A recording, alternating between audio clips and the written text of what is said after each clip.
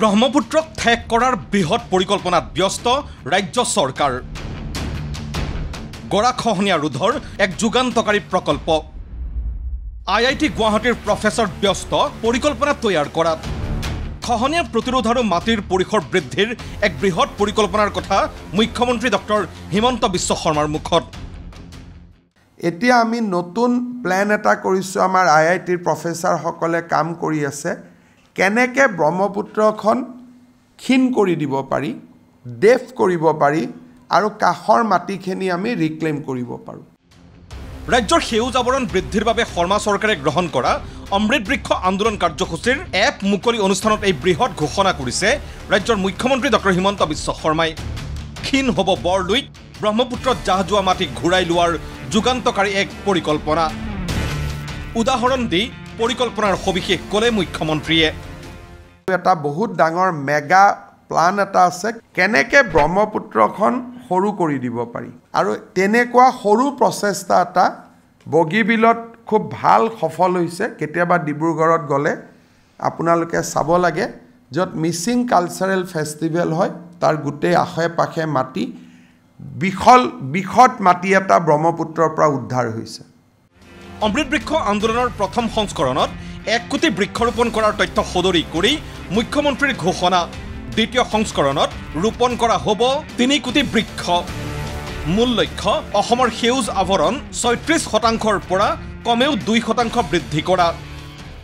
অসমত 36% forest কাভাৰৰ area আছে, 2% আমি বঢ়াব খোজোঁ। 1500 স্কুৱেৰ কিলোমিটাৰত আমি নতুনকৈ গছপুলি ৰোপণ কৰাৰ আমাৰ লক্ষ্য।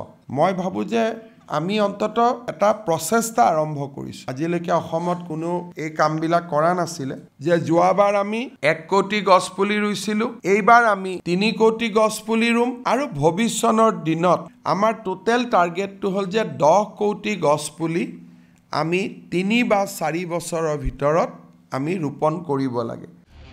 কেনেদৰে সম্ভৱ হ'ব 2% বনাঞ্চল বা সেউজ আৱৰণ বৃদ্ধি? মুখ্যমন্ত্ৰীয়ে সদৰি কৰিছে সবিশেষ। Bura Sapori we have evicted. Now entire area has been given to compensatory plantation. Lamding forest we have evicted. Now plantation is going on. Pova forest we have evicted. That is going on. One, because of eviction we are getting land and we are planting trees. Another new thing is happening in Assam.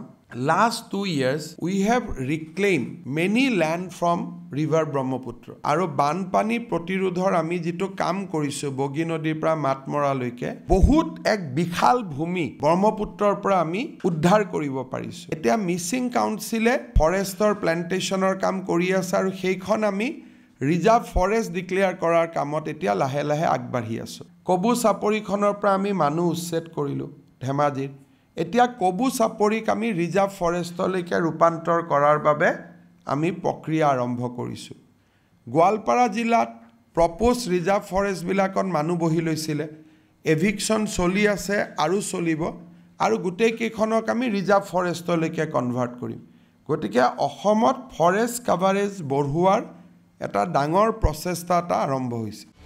ইফালে প্ৰথম সংস্কৰণৰ অমৃত বৃক্ষ আন্দোলনত ৰোপণ কৰা গছপুলিৰ বহু গছপুলি মৰি যোৱা বুলি বা বৃক্ষৰোপণ আন্দোলনৰ সফলতাক লৈ উঠা প্ৰশ্নত মুখ্যমন্ত্ৰীৰ প্ৰতিক্ৰিয়া। তথ্য আকাৰে উত্তৰ দি মুখ্যমন্ত্ৰীয়ে ক'লে, মাতৃৰ ওপৰত সন্দেহ কৰিব পৰা নাযায়, কাৰণ আত্মসহায়ক গোটসমূহৰ মাতৃসকলেহে বাস্তৱায়িত কৰিছিল অমৃত বৃক্ষ আন্দোলনৰ প্ৰথম সংস্কৰণ। গছপুলিডাল মাৰিব কোনে? আমাৰ অসমীয়া মহিলাই গছপুলিডাল মাৰিব জানো? গতিকে সমস্যা হৈছে যে আপোনালোকক যোনে বাতৰি দিয়ে তেওঁলোকে আমাৰ আই মাতৃসকলৰ ওপৰত প্ৰশ্নবোধক চিন আনি দিয়ে। গছপুলিডাল কোনো চৰকাৰী জেগাতো ৰোপণ হোৱা নাই, আপোনাৰ মায়ে 2ডাল গছপুলি ৰৈ গৈছে। তো এতিয়া আপোনাৰ মাক আপুনি বিশ্বাস কৰিবনে আহি থকা বাতৰিখিনিক বিশ্বাস কৰিব? কাৰণ যোৱাবাৰ গছপুলি ৰোপণ কৰিছে আমাৰ ছেল্ফ হেল্প গ্ৰুপৰ 39 লাখ মহিলাই, তেওঁলোক আমাৰ মা হয়। যেতিয়া মায়ে কৈ দিয়ে গছপুলি জীয়াই আছে, মাৰ ওপৰততো আমাৰ সমাজত আৰু প্ৰশ্ন নহয়। যদি অসত্যও কৈছে সত্য বুলিয়ে মানিব লাগিব, কাৰণ মাৰ ওপৰততো প্ৰশ্ন নহয়। ৰেঞ্জাৰৰ ওপৰত প্ৰশ্ন হ'ব, DFৰ ওপৰত প্ৰশ্ন হ'ব। ভিডিঅ' জাৰ্নেলিষ্ট পংকজ বৰাৰ সৈতে বিৰুৎপল সেনচোৱাৰ ৰিপৰ্ট ND24।